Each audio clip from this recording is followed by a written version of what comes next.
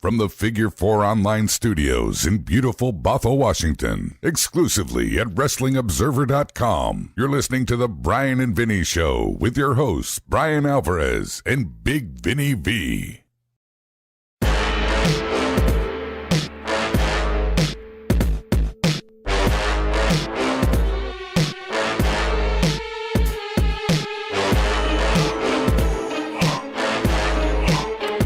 All right, everybody, it's the Bryan and Vinny Show. It is March 24, 2016, figure4online.com/WrestlingObserver.com. That's Samoa Joe's music, obviously. Actually, it would be great music from Matanza, now that I think about it. Got NXT, we got Lucha Underground. That part. The Monster Roar. Yeah. Got NXT, Lucha Underground, Granny, Raw. We got so much stuff today.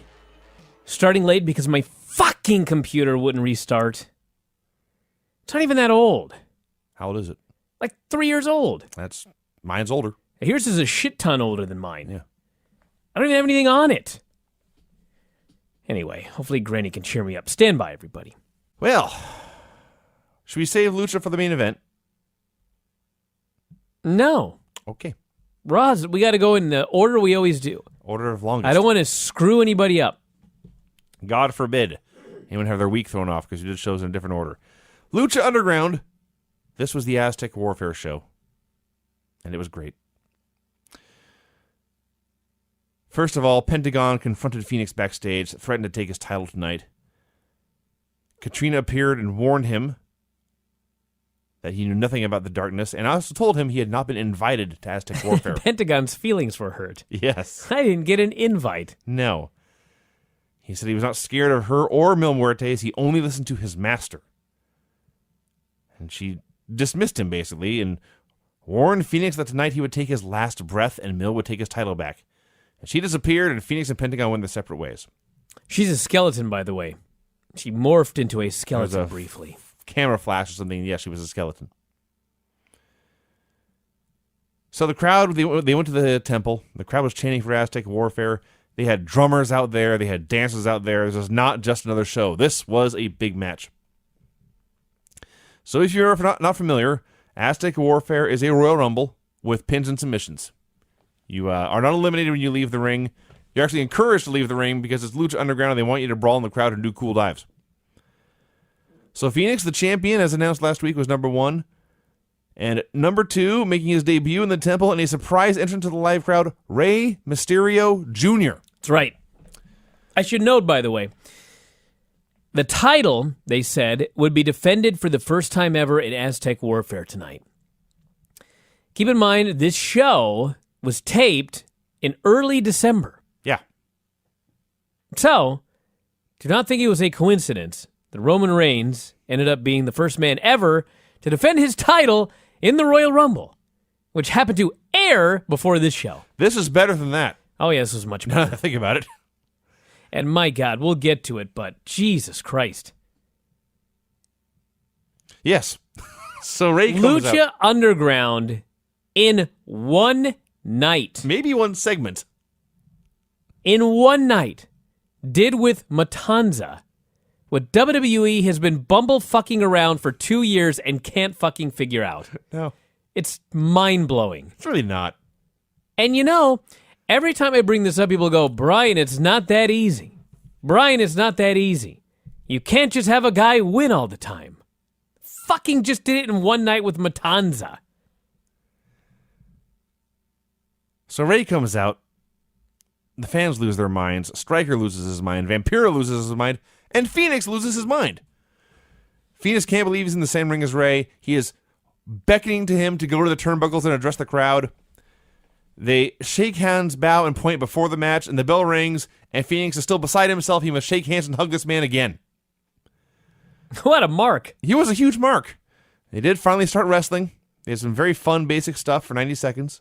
Rey has dropped weight. Rey was looking good. Which is, yes, he's moving well. His knee doesn't seem like it's bothering him. He never should have put all that weight on in the first place. Well, no. But there's no guarantee he would have been signed by WWE if he wasn't thick and muscular. Yeah. So, in hindsight, it probably was the best thing for his career, but it was also the worst.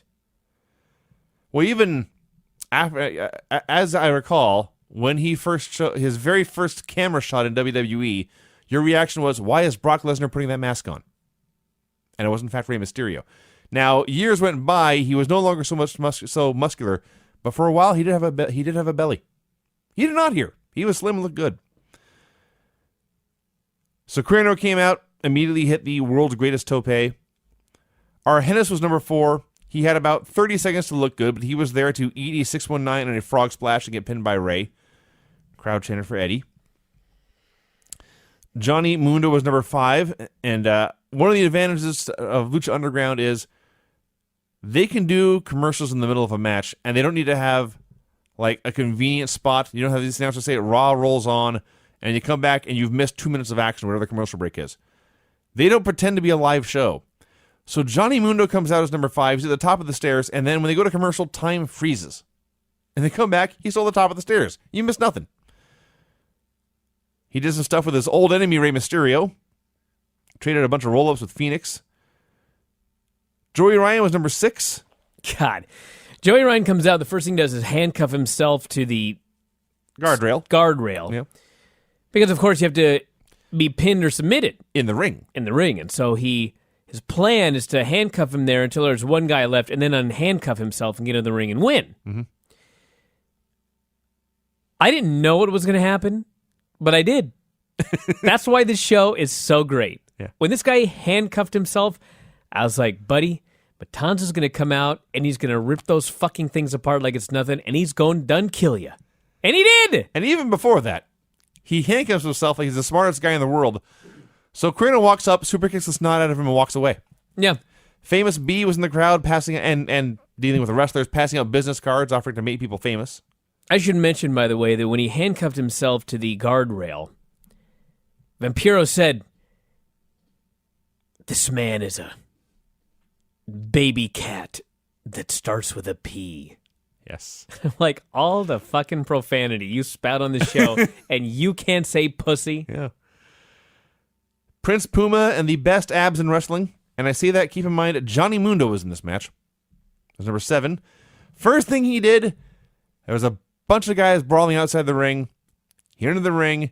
He did a springboard. He leaped 9 miles into the air, had a giant shooting star press to the floor. It was great. Jack Evans was number 8. Essentially, as he was entering, Rey tapped out Cuerno with an armbar. That was interesting.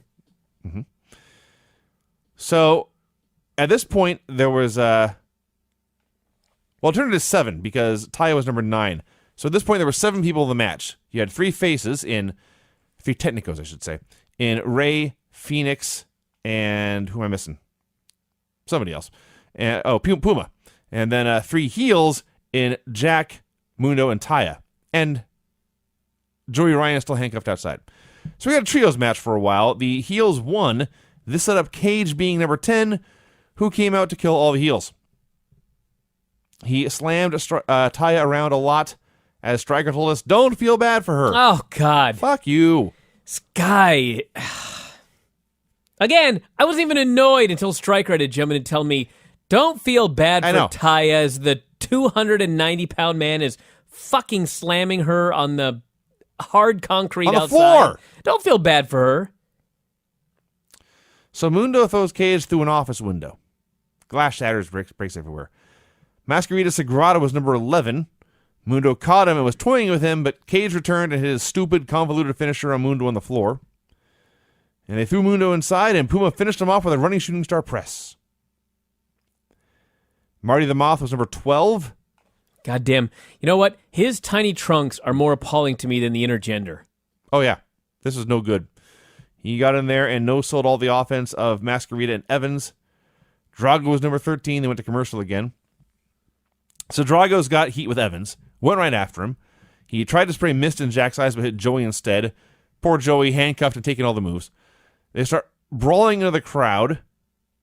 Meanwhile, Rey and Masquerita work together to eliminate Marty. I think at this point, Rey had every elimination in the match so far.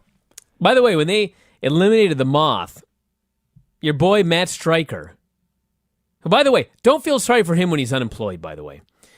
He called this carnal carnage. carnal. That's creepy. I looked this up.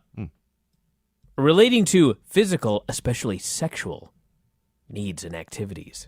Carnal carnage. That's Was unfortunate. I missing something in this match? I did, and I'm happy about it. So, they eliminated Marty. Drago and Evans were brawling in the crowd. Evans got hip-tossed out of the bleachers to the floor. That was nuts.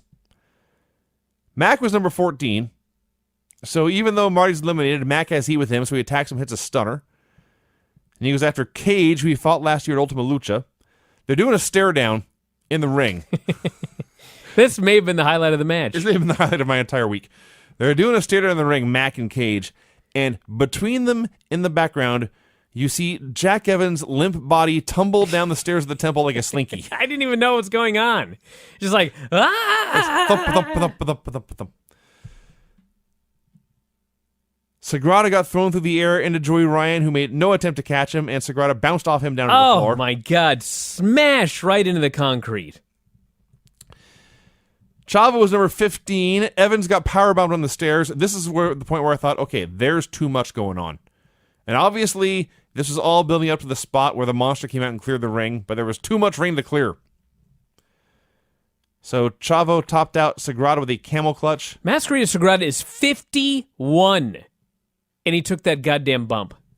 No good, man. 51. Yeah. That's how old The Undertaker is.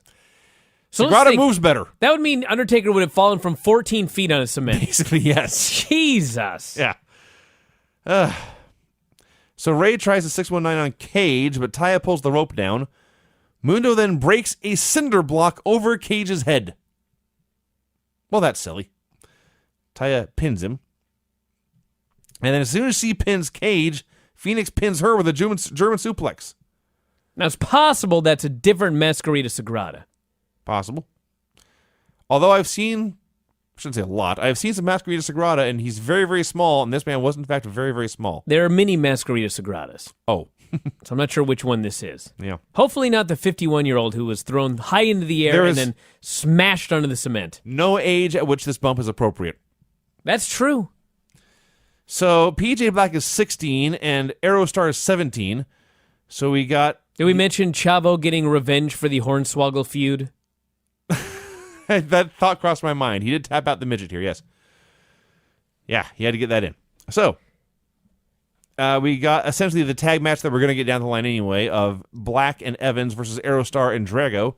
And it was a draw as one man from each team pinned an opponent simultaneously. Aerostar pinned Evans with, I believe, was a Canadian Destroyer off the ropes. There was a lot going on, and I was having trouble keeping track. I have no idea what Black did, but they both got pins. Why didn't Aerostar travel through time and enter at number 22? I don't know. I don't have an answer to that question. Because I believe we have determined that he's really legit traveling through time. He is a alien with time travel capabilities. Yeah. Yeah. So he should have just time traveled to number 22. That would have been smarter.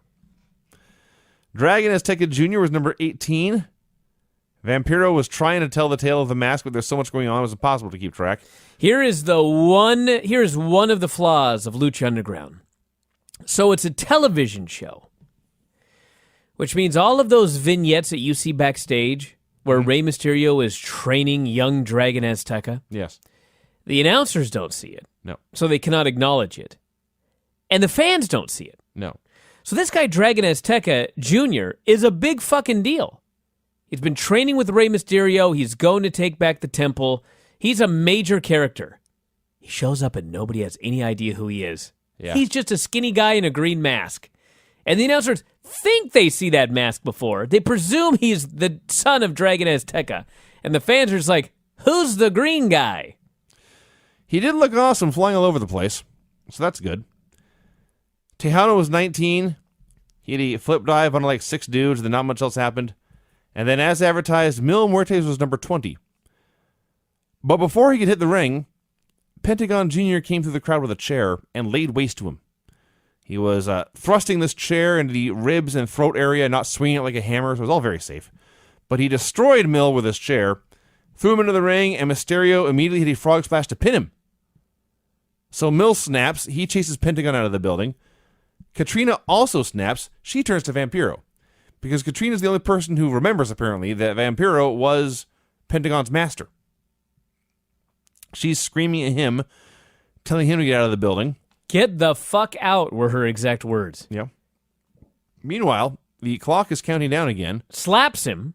She did slap Vampiro, yes. Told him to get out of here. Mm-hmm. He never left. No, he just went back to the desk. He just went back to his desk. So the clock is counting down again, and Stryker says this is a technical error. There's no one left to come into the ring. But it counts down, and out steps Dario Cueto. Back in the temple. And everyone goes nuts. And he explains that this is his temple. People were pointing at him. They were leaping up and down, pointing as if to say to their friends, "Oh my God, look, it's Dario Cueto." Yes. He says he is El Jefe, the boss. He's in charge now. And he's introducing one more entrant into Aztec warfare. His brother, the monster Matanza Cueto. Yes. I love that the monster Matanza Needs a full name. has a last name. Yes. Not just Matanza. Yeah. It's like the greatest name of all time. But they make sure to add, he's Matanza Cueto. Yes. That has to play into the storyline by the end of season 3. Sure. It would mean that if the rumors are true, and Dario's mother is Katrina, which is what everybody believes, that means Matanza is her son. Mm-hmm. So a hush falls over the crowd. No one knows what to expect. The match stops. The wrestlers don't know what to expect. And out steps Matanza. He's got the jumpsuit on. He's got the very scary mask on. The jumpsuit, by the way, covered in slashes and blood. This man has already been through war. So he comes out and he slowly makes his way down to the ring. And yes, he's 5'9".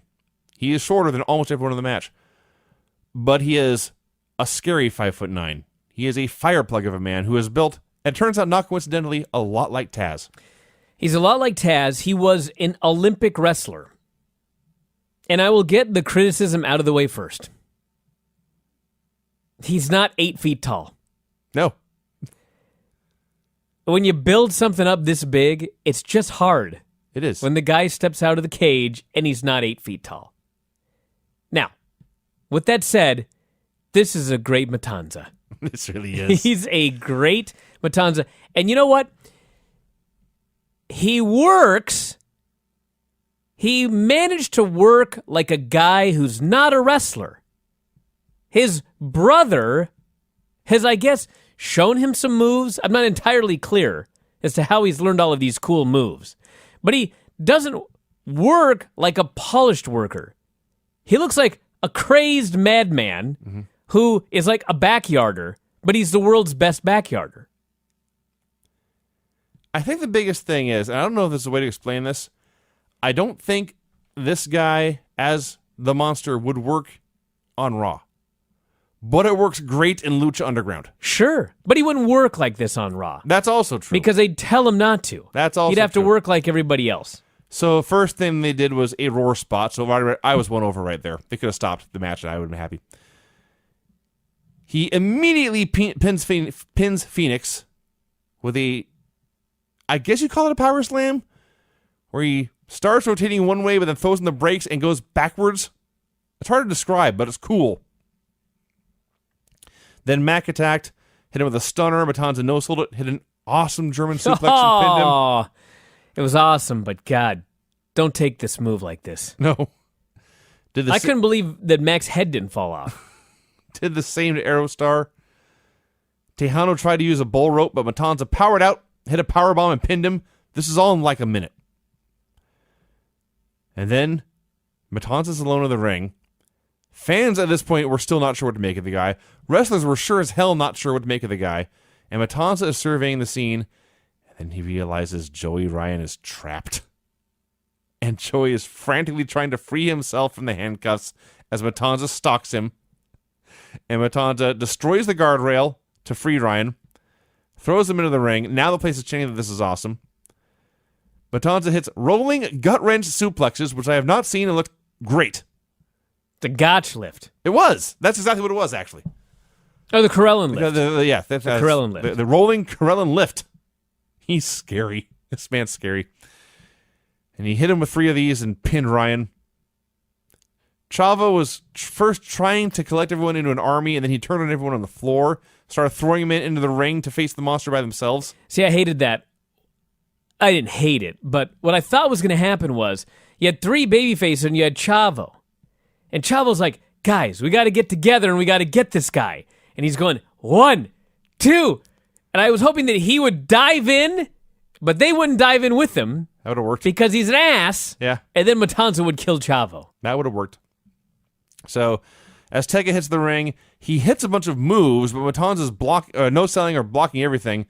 And then he became, I'm pretty sure this is true, the shortest man ever to pin someone with a chokeslam. Maybe he didn't hit a chokeslam. So Chavo now has a new plan. He goes to form an alliance with Dario Cueto. They shake hands, and Dario is all smiles. And as soon as Chavo turns his back, Dario looks into the ring and gives the throat slash gesture. So Matanza clotheslines Chavo and pins him with a shooting star press. At this point, there were 3 men left in the match, Matanza, Puma, and Mysterio. It was not free for very long. Matanza suplexed the snot out of Puma and quickly pinned him. At this point, the crowd was like, this Matanza guy's pretty cool, but our heroes are all getting knocked off left and right. And they're starting to boo. So it's down to Rey Mysterio and Matanza, the 2 men making their debuts, the first man in the match and the last man in the match. And Rey hits a flurry of kicks, tries a 619, but Matanza catches him and tries a slam. Rey slips out of that. He finally hits the 619. Then he goes for a springboard Rana. Matanza catches him, throws him into the air, catches him again, and hits that funky power slam and wins. There was some disappointment. I think people really, really wanted Rey to win here, but too fucking bad. Matanza's here. And Dario passed the belt to his brother and told him to celebrate, and that was the end of the show. It was so awesome because Matanza's there, and they give him this gold belt. And he's like, what the fuck is this? He doesn't know what to do. I can't eat this. And Dario looks at him and he whispers, raise your hand, my brother. And he raises the guy's hand, and then Matanza's like, ah! This was awesome. It was awesome. The only thing I can really criticize this is the middle portion of the match. There was too much dead weight floating around and too much stuff going on. It's hard to keep track of. I thought last year's Aztec Warfare, which was awesome, was better than this. But this is great. It's a little nitpick, but if they would have just in the entire first season never had Dario Cueto look up at his monster, well, that was a bad thing. I don't think it would have bothered me. Maybe in the cage there were boxes. Every single time he looked at Matanza's cage, he looked straight up. And so in my overactive, excited imagination, I wanted an 8-foot-tall, Sasquatch-like monster that was going to come out. And then this 5'9" fella ends up being Matanza. It's kind of a letdown, you know what I mean? Like I said, he was a great Matanza. It's not his fault. It's their fault they built it up in such a way that I was expecting a giant. Yeah. Which I should have known, but like I said, he's a hell of a Matanza. It's so different. I couldn't believe there was not one Suplex City champ. Yeah, I guess. It's totally different because every other monster, especially in WWE, but really in all of wrestling, every other monster has been a big stiff who can't move. That's not this guy. This is a small dynamo. Listen, thank God it wasn't Granda. Oh, Believe God. me, I'm not complaining, wanting them to have brought in Elegante or fucking the Great Khali. That's what I was thinking. That's not what I want here. No. I'm perfectly happy with this Strong Matanza. man. Oh, God. Fuck that. There are many, many fates worse than this Matanza. This is an awesome Matanza. Dario just shouldn't have looked up the whole first season. Yeah. Anyway, this was great. A great Aztec Warfare. A great monster. You have not watched SmackDown, of course. No, I barely watched Raw. I want to add that this is not even a critique of Lucha Underground, but I thought it was great. But there was something on SmackDown that was better than anything in Aztec Warfare, including Matanza's destruction. If you recall, at the Royal Rumble, Brock Lesnar got his hands. He got his hands on Braun Strowman. Yes. He clotheslined him and he beat the shit out of him. Yes. But what did he not do? F5? He never suplexed the guy. Uh-huh. because I don't think they trusted Brawny the Strowman to take a German suplex. Yeah. If they did, I've forgotten about it. I just remember the big clotheslines that Brock just kept mowing him down with. Went after the guy. So on SmackDown, Brock's out there, and he calls out Dean Ambrose, and the Wyatts come out. And they surround the ring. And they're about to go after him when Dean Ambrose runs down. And there's a big schmoz, blah, blah, blah. In the schmoz, Braun Strowman grabs Brock Lesnar from behind with a waistlock. And I thought, okay, so Brock is going to break his grip and then spin around behind him and go. Instead, I can't even really explain what happened. It was so mind-boggling to me. Braun Strowman has got him from behind, and Brock's counter is like, he lunges forward, and he breaks the grip by lunging and falling almost flat on his stomach. And then he bear crawls backwards through Braun Strowman's legs. And the speed in which he does this is what's mind-numbing. Yeah, this was not slow. I can see this in my head. It's yes. like, it was like a shoot.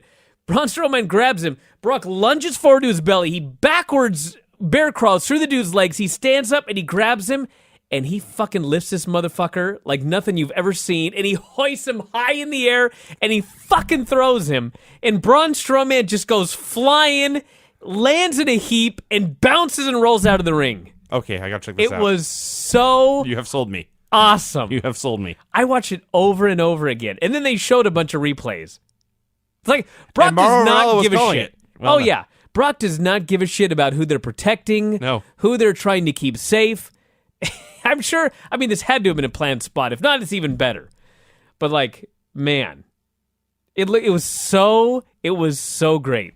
There's nobody like Brock. No. That is the only man that I would have preferred for Matanza. If they would have somehow got Brock Lesnar and put him in this outfit. That would have been Because then he better. would have been a giant. Yeah. He'd at least been 6'2" or whatever.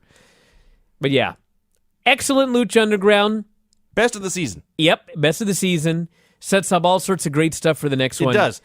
It also, and you talked about Matanza, and obviously it's easy with Rey, but in one night we got two fresh, brand new faces of the main event scene. There's 100 new matchups they can do now. They kept Matanza and Mil Muertes apart. Yes. And Cage. That's right. There's three monsters. All the monsters were kept apart.